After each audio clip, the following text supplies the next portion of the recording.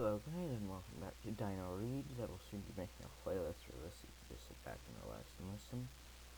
Anyways, let's continue on to chapter 2. No, just listen, I can hardly talk anymore, so whatever. Chapter 2. Well, as Blue Star, their face on a mouth length away from his now. Lionheart remained silent as he towered over Rusty, flat in his ears and crouched under the Golden Warrior's cold stare. Fur prickled uncomfortably. I'm no threat to your clan, he meowed down his trembling paws. Our highland shake our food, yelled Blue Star. Plenty of food in your two-legged nest already. I'm here only to hunt for sport, but we hunt to survive. The truth of warriors, clean words pierced Rusty like a black thorn. And suddenly he understood her anger. A trembling set up straight in his ears. He raised his eyes to meet hers. I'd not thought of it that way before. I'm sorry, he meowed sullenly. I'm here again. Knuckles fallen, signaled to Lionheart to step back. You're an unusual kitty pet, Rusty, she meowed. A sigh of relief made Rusty's ears twitch. Heard the approval in Blue Star's voice and noticed that she swapped a meaningful glance with Lionheart. Look made him curious. What flashed between the two warriors? They asked, is survival here really so hard? Territory covers only part of the forest, answered Blue Star. We compete with other clans for what we have, and this year late new leaf means prey are scarce. Is our clan very big? Rusty meowed, his eyes wide. Big enough, replied Blue Star. Our territory can support us, but there's no prey left over. You all warriors then? Rusty meowed. Blue Star's guarded answers were only making him more curious. Lionheart answered them. Some are warriors, some are too young or too old, or too busy caring for kits to hunt. And you all live and share prey together. Rusty murmured a knock, making a little guilty of his own easy, selfish life. Blue Star looked at Lionheart again. The golden tabby stared back at her steadily. Last she returned her gaze to Rusty and meowed. Perhaps you should find out these things for yourself. Would you like to join ThunderClan? Rusty was so surprised he couldn't speak. Blue Star went on. If you did, you would train with Greypaw to become a clan warrior. But kitty pets can't be warriors, Greypaw blurted out. They don't have warrior blood. A sad look clouded Blue Star's eyes. Warrior blood, she echoed with a sigh. Too much of that's been spilled lately. Blue Star fell silent and Lionheart meowed. Blue Star is only offering you training, young kid. There is no guarantee you would become a full warrior. It might prove too difficult for you. After all, you are used to a comfortable life. Dusty was stung by Lionheart's words. He swung his head around to face Golden Tabby. Why offer me a chance then? But it was Blue Star who answered. I may be questioning our motives, young one. But fact is, ThunderClan needs more warriors. Understand that Blue Star does not make this offer lightly. Or Lionheart, if you wish to train with us, we have to take you into our clan. You must either live with us and respect our ways, or return to your two-legged place and never come back. You cannot live with a paw in this world. Gold breeze stirred the undergrowth, ruffling Rusty's fur. He shivered, not with the cold, but with excitement at incredible possibilities opening up in front of him. Are you wondering if it's worth giving up a comfortable kitty pet life? Blue Star gently. Do you realize the price you will pay for your warmth and food? Rusty looked at her puzzled. Surely his encounter with these cats proved to him just how easy and luxurious his life was. I can tell that you are still a Tom, or despite the two-legged stench that clings to your fur. What do you mean, still a Tom? I've been taken to the two-legs. See the cutter, Blue Star greedily. You're very different then, not quite so keen to fight a clan cat, I suspect. He was confused. He suddenly thought of Henry, whom fat and lazy since his visit to the vet. Is that what Blue Star meant by the cutter? The clan may not be able to offer you such easy food or warmth, continued Blue Star. In the season, the weak bare nights in the forest will be cruel. The clan will demand great loyalty and hard work. You will be expected to protect the clan with your life if necessary. And there are many mouths to feed, but the rewards are great. We will remain calm. We will be trained in the ways of the wild, and will learn what it is to be a real cat. The strength of the fellowship of the clan will always be with you, even when you hunt alone. Rusty's head reeled. Blue Star seemed to be offering him the life he had lived so many times.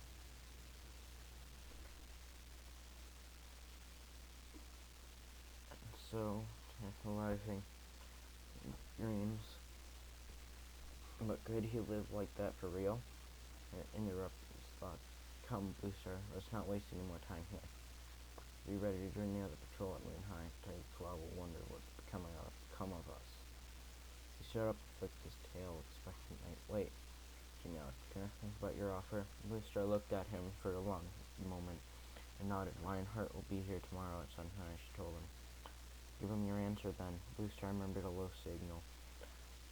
In a single movement, 3 cats turned and disappeared in the undergrowth. Rusty blinked. He stared, excited, uncertain. Fast burns encircled him, a canopy of leaves, stars in a clear sky. The scent of the cats still hung heavy in the evening air. And as Rusty turned headed for home, he felt a strange sensation inside him, dogging him back into the depths of the forest. His throat prickled deliciously in the light wind, and the rustling leaves seemed to be whispering his name into the shadows. Chapter 3. That morning, as Rusty slept off his night's wandering, the moth dream came again, even more vivid than before. Free of his color beneath the moon, a dark, timid creature, but this time he was aware of being watched. Riding from the shadows of the forest, he saw a dozen of yellow eyes. Entered his dream world. Rusty woke, blinking at the bright sunshine that was streaming across the kitchen floor. His fur felt heavy, thick with warmth. His food bowl had been topped up, a bowl rinsed out, filled with bitter-tasting two-leg water. Rusty preferred drinking from puddles outside. He was very thirsty. He had to admit it was easier to lap up water indoors. Did he really abandon this comfortable life? He ate and pushed his way out of the cat flap into the garden to be warm. He was happy with the smell of early blossoms. Hello, Rusty, and with him glanced a smudge. Been awake an hour ago. Baby sparrows were out stretching their wings. Catch any, Rusty asked. He licked his nose, couldn't be bothered. Already eaten enough at home. Anyways, why weren't you out earlier? Yesterday you were complaining about Henry sleeping his time away. You're not much better yourself. Rusty sat down on the cooler beside the fence and curled his tail neatly over his front paws. I was in the woods last night. Henry returned at once. He felt the blood stir in his veins and his fur stiffen. He looked down at his eyes wide. Oh, yes. I forgot. How was it? Catch anything? Or did anything catch you? Rusty paused, not sure how to tell his old friend what happened. Wildcats began. What? Mudge was clearly shocked. Did you get in a fight? Sort of. Rusty could feel the energy surging through his body again. He felt the strength and power of the clan cats. Are you hurt? What happened? Smudge prompted him eagerly. 3 of them bigger and stronger than any of us. All 3 of them? Mudge interrupted, his tail twitching with excitement. No, Rusty yelled hastily. Just the youngest one. The other 2 came later. How come they didn't shred you to pieces? They just warned me to leave their territory, but then... Rusty hesitated. What? Yelled Smudge impatiently. They asked me to join their clan. Smudge's whiskers quivered disbelievingly. They did, Rusty insisted. Why would they do that? I don't know, Rusty admitted. I think they need extra paws on our clan. Sounds a bit odd to me, Smudge mewed doubtfully. I wouldn't trust them if I were you. Rusty looked at Smudge. His black and white friend had never shown any interest in venturing into the woods.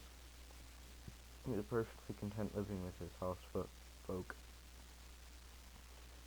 He would never understand the restless longing that Rusty's dreams stirred in him night after night.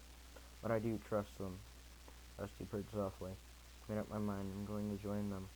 Smudge scrambled down from the fence and stood in front of Rusty. Please don't go, Rusty, he ran in alarm. I might never see you again. Rusty nudged him affectionately with his head. Don't worry, your housefolk will get another cat. I'll get on with him fine, along with everyone. But it won't be the same, Smudge wailed. Twitched his tail impatiently. That's just the point. If I stay around here, it will take me to the cutter. I won't be the same either. Smudge looked very puzzled. The cutter, he echoed. Levette, Rusty explained. Altered like Henry was. Mr. Donner's puzzled. Henry's all right, Mum.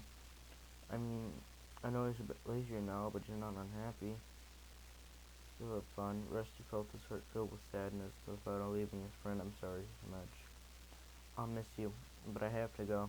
Smudge didn't reply, but stepped forward and gently touched Rusty's nose with his own. Fair enough. See, I can't stop you.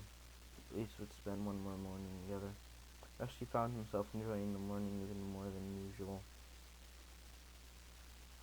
Visiting his old haunt, Smudge, sharing words with the cats he'd grown up with. Every one of his senses felt supercharged, as if he were poets. Okay, sorry guys, I can't read this. I'll look it up later. For a huge jump. When I approached, Rusty grew more and more impatient. See if Lionheart would really be waiting for him. The idle buzz of meows from his old friend seemed to fade into the background, with all his senses strained toward the woods. Rusty jumped down from his garden fence for the last time and crept into the woods. He had said his goodbyes to Smudge. All of his thoughts were focused on the forest and the cats who lived in it. As he approached the spot where he had met with the clan cats the night before, he sat down and tasted the air. Tall trees shielded the ground from midday shine, making it comfortably cool. Here and there, a patch of sunlight shone through a gap of leaves and lit up the forest floor. Rusty could smell the same cat scent as last night. He had no idea whether it was old or new. He lifted his head and sniffed uncomfortably, uncertainly. To learn, he had a deep voice. Tiniest clan kitten knows when another cat is nearby. Rusty saw a pair of green eyes glint from beneath a bramble bush as the sun to his Lionheart. Don't come alone. His light hastily Rusty sniffed again. The sun's blue star and great paw was still there. Strings of previous night he said blue star and great paw aren't with you this time. That's right, meowed Lionheart. What else is?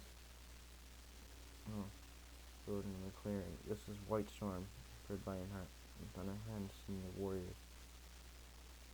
Rusty looked at the Tom, felt his spine tingle with cold fear. Was this a trap, long-bodied and muscular? White Storm stood in front of Rusty and gazed down at him. His white coat was thick and unmarked, as his eyes were the yellow of sun-baked sand. He was warily tense muscles in preparation for a fight. Relax. Fierce scent brings unwanted attention, growled Lionheart. Take you to our camp. Rusty sat very still, hardly daring to breathe as White Storm stretched his nose forward and gave him a curious sniff. Hello, young one, murmured the white cat. I heard a lot about you. Rusty dipped his head in greeting. Come, we can speak more once we're in the camp, ordered Lionheart. Without pausing, Lionheart leaped away into the undergrowth. Rusty jumped to his paws and followed as quickly as he could. Two warriors made no allowances for Rusty as they sped through the forest, where Long was struggling to keep up. Their pace barely slowed to light among the fallen trees that they cleared in a single leap, but which Rusty had to scramble over paw by paw. past the sharply framed pine trees, jump across deep gullies turned by two-legged tree eaters. From the safety of his garden fence, Rusty had often heard it roaring and snarling in the distance. One gully was too high to jump, filled with friendly fowl, smelling water, waded through without hesitation. Rusty had never put paw in water before, but he was determined not to show any signs of weakness, so he narrowed his eyes and followed, trying to ignore the uncomfortable wetness that soaked his belly fur. At last, the Lionheart and Lightstorm paused. Rusty skidded to a halt behind them, stood panting while the two warriors stepped into a rock, pushed to the edge of a small ravine. "We are very close to our camp now," meowed Lionheart. Rusty strained to see any signs of life, moving leaves, a glimpse of fur along the bushes below. But his eyes saw nothing except the same undergrowth that covered the rest of the forest below. "Use your nose. You must be able to sense it," hissed Whitestorm impatiently. As if Whitestorm was right to sense, here were very different cat scents he used to. The air smelled stronger. Speaking of many, many different cats, Nord thoughtfully announced, "I can smell cats, Lionheart, and Whitestorm. She looks. It will come a time when you are accepted in the clan. You will know each cat scent by name." Lionheart meowed. "Follow me." He led the way nimbly from boulders to the bottom of the ravine, and pushed his way through a thick patch of gorse. Rusty followed, and Whitestorm looked up the rear as his sides scraped along the prickly gorse. Rusty looked down and noticed that the grass beneath his paws was flattened with a broad, strong-smelling track. This must be the main entrance from the camp, he thought. Beyond the gorse, a clearing opened up. Of course, the center was bare, hard earth, shaped by many generations of paw steps. The man had been here a long time. It was dappled by sunshine, and the air felt warm and still.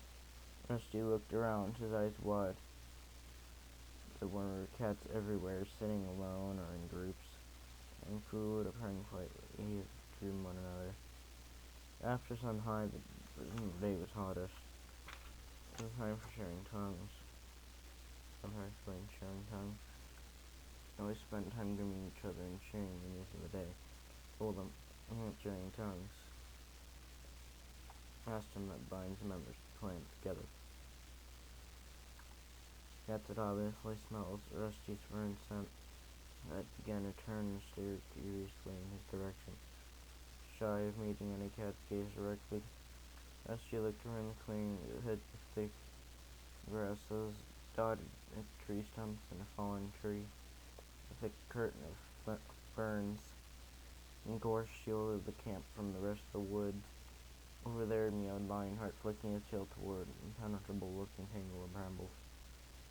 This is the nursery where the kids are cared for. Rusty swiveled his ears toward the bushes. He couldn't see through the knot of prickly branches, but he could hear the mewing of several kits from somewhere inside. He watched the ginger sheep cat squirm over a small gap in the front. Must be one of the queens, Rusty thought. Abby Queen, with distinctive black markings, appeared through the bramble bush. The two she-cats exchanged a friendly look between the ears before the tabby slid inside the nursery, murmuring to the screaming kits. "The care of our kits is shared by all the queens," meowed Lionheart. "Our cats serve the clan, loyalty to the clan, King's Paw, the warrior code. Lesson you must learn quickly if you wish to stay with us." Once the blue star meowed Whitestorm, sniffing the air. Rusty sniffed the air too. He was pleased that he was able to recognize the scent of the gray she-cat a moment before she appeared from the shadow of a large boulder that lay beside them, at the head of the clearing.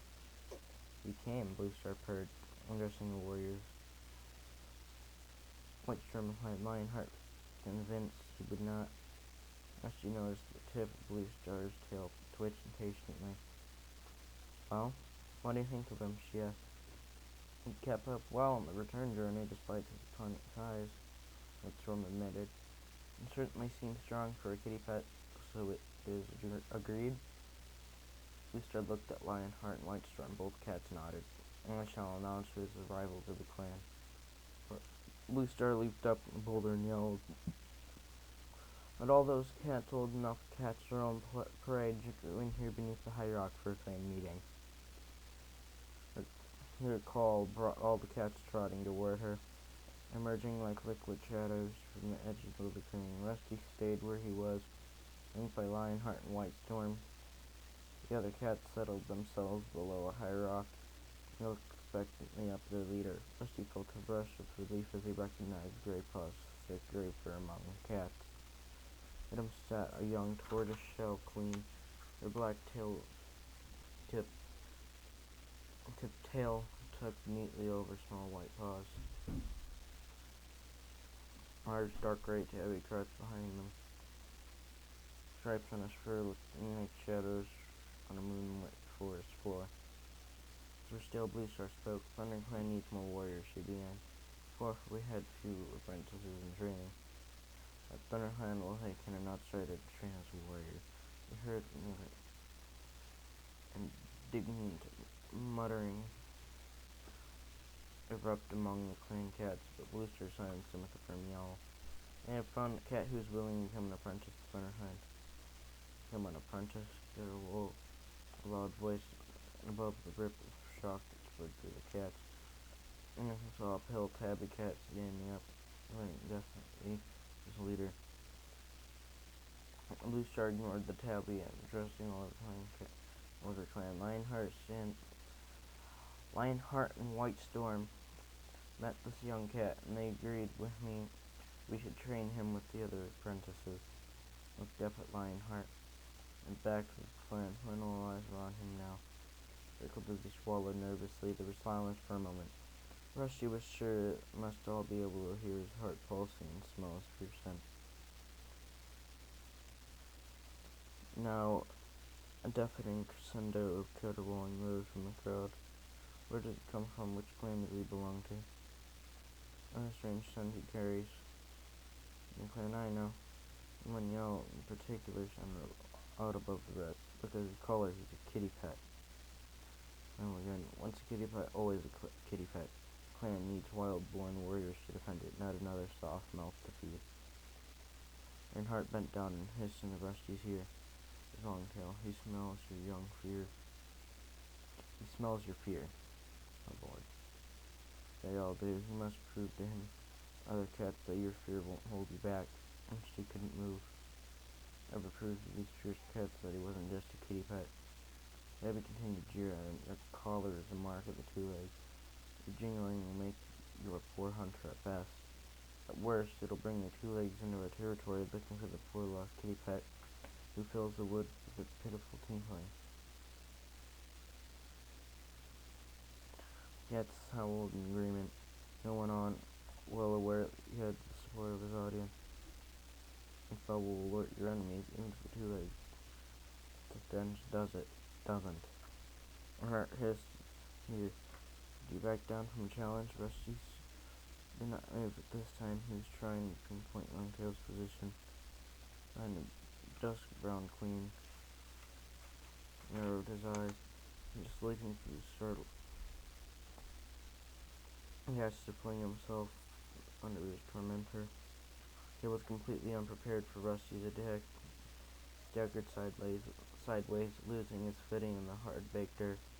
Filling with rage, desperate to prove himself, Rusty dug his claws deep into the tabby cat's fur and sank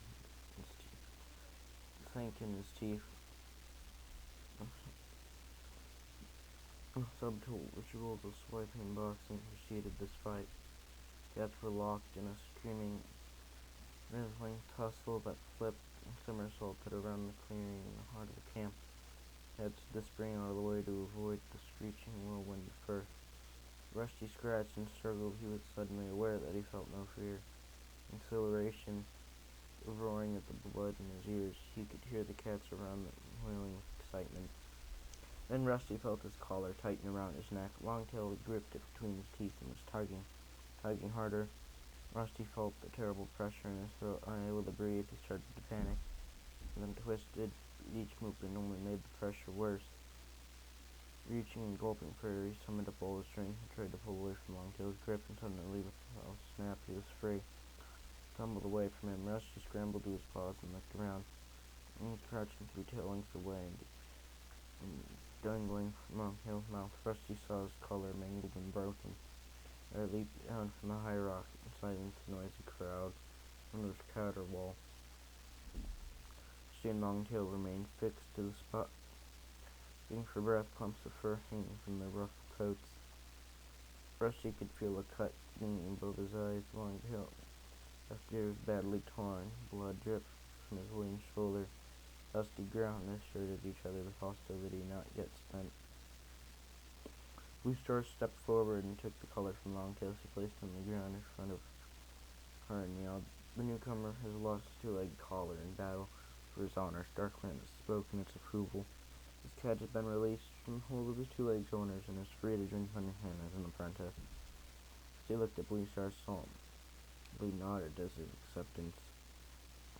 He got up and stepped forward into a shaft of sunshine, welcoming the warmth on his sore muscles. A pool of light blazed bright on his orange pelt, making his fur glow. Rusty lifted his head proudly and looked at the cats that had surrounded him. This time no cat argued or jeered. He showed himself to be a worthy opponent in battle. Blue Star approached Rusty and placed his shredded collar on the ground in front of him. She touched his ear gently with her nose. It looked like a brand of fire in the sunlight, she murmured, and her eyes flashed briefly, as if her words had more meaning for her than Rusty knew. "You have fought well," she turned to her nose. From this day forward, until he learns his warrior name, he'll be called Firepaw in honor of his flame-colored coat. Stepped back with the other cats, waited silently for his next move. And Rusty turned and picked dust and grass over his collar, no burying the dirt. Tail growled and leaped out, hurrying toward a fern-shaded corner. That split in groups, murmuring to each other excitedly. "Hey, Firepaw!" She heard Graypaw's friendly voice behind him. Firepaw, a thrill of pride surged through him at the sound of his name. He greeted the gray apprentice with a welcoming sniff. Great fight, Firepaw," Andrew crossed, especially for a kitty pet. Longtail is a warrior, although he only finished his training 2 moons ago. Already lifting us here won't let him forget you in a hurry. You spoiled his good looks, that's for sure." "Thanks, Graypaw," her heart replied. "But he put up quite a good fight, though." He licked his front paws and began to wipe clean the deep scratches that stung above his eye. He washed. He heard his name again echoing among the meal cats. "Firepaw, hey Firepaw, welcome you, Firepaw." Firepaw closed his eyes for a moment to let the voices wash over him. "Good name, too," Graypaw behind me unapprovingly, jolting him awake. Around, where did Longtail creep off to? I think he's heading towards Spotted Leaf's den. Spot tipped his head toward the fern-enclosed corner. Hill disappeared into. "She's our medicine cat. Not bad looking either. Young and a lot prettier than most." A low yell next to the 2 cats stopped Graypaw mid-speech. Both turned. Firepaw recognized the powerful gray cat that sat behind Graypaw earlier, dark striped, and Graypaw dipping his head respectfully. Tom looked at Firepaw for a moment. "Luckily your collar snapped when it did. Longtail is a young warrior. Imagine him being beaten by a kitty pet." But the word kitty pet's torn freely and turned and stalked off. Now, Dark Stripe, Graypaw hissed Firepaw under his breath. "Neither young nor pretty." I was about to agree with his friend. I went by a warning yell from the old gray cat sitting at the edge of the ring. "Smells trouble." Tom yelled, immediately alert. But barely had time to look before any cat crashed through the bushes. I can't. Right from White Tip and Longtail. thin tail, jet black from head to toe. Just, that's Ravenpaw. Is he alone? Where's Tiger Claw? Claw looked at Ravenpaw, staggering, and clawed the floor of the clearing. His coat was ruffled and dusty. His eyes were wild with fear. Ravenpaw and Tiger Claw, Paw whispered. Great Paw. As several other cats raced past him to greet his arrival. Ravenpaw's an apprentice turned Claw's mentor. Paw grinned quickly. Paw went out with Tiger Claw and Red Tail at sunrise on a mission against River Clan. The lucky furball. Red Tail echoed, confused by all these names. Blue Star's deputy, hissed Ravenpaw. Why on earth has Ravenpaw come back alone? He lifted his head to listen as Blue Star stepped forward. Ravenpaw spoke calmly, but a look of worry clouded in her blue eyes. Back curling their lips with anxiety. What has happened? Blue Star jumped eyebrow. Trembling cat. Speak, Ravenpaw. Still struggling for breath. I see believe the dust around him, the red blood. But still, managed to scramble up the high rock and stand beside Blue Star. You turned, crowed for your face and surrounded him, and summoned enough breath to declare, Red Tail is dead.